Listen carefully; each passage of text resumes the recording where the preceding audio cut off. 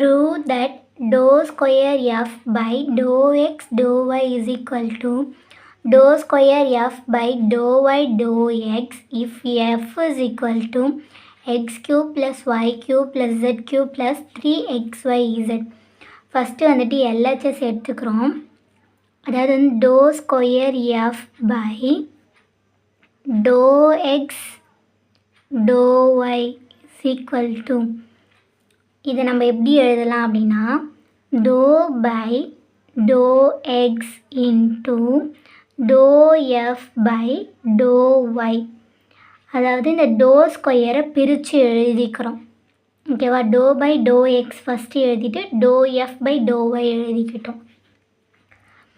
இப்போது இதில் வந்துட்டு dou by dou x இப்போது எஃப்பில் ஒய்யை பொறுத்து டிஃப்ரென்ஷியேட் பண்ணுறோம். எஃப்பில் ஒய்யை பொறுத்து டிஃப்ரென்ஷியேட் பண்ணுறோம்.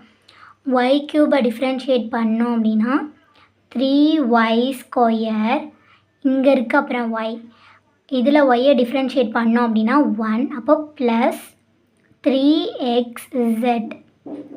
நெக்ஸ்ட்டு இதில் எக்ஸை பொறுத்து டிஃப்ரென்ஷியேட் பண்ணுறோம். எக்ஸை பொறுத்து டிஃப்ரென்ஷியேட் பண்ணோம் அப்படின்னா இங்கே எக்ஸ் இல்லை, அப்போ இது 0 ஆகிடும். இங்கே எக்ஸை பொறுத்து டிஃப்ரென்ஷியேட் பண்ணோம் அப்படின்னா 1, அப்போ இதோட ஆன்சர் வந்துட்டு 3z. இது வந்துட்டு LHS, இது வந்துட்டு 1.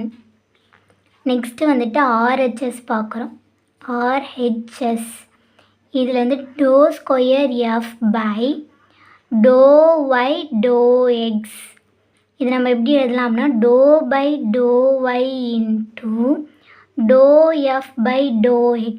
இதை வந்துட்டு பிரித்து எழுதிட்டேன்.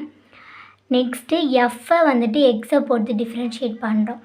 எஃப்பை எக்ஸை பொறுத்து டிஃப்ரென்ஷியேட் பண்ணோம் அப்படின்னா 3 dou by dou y.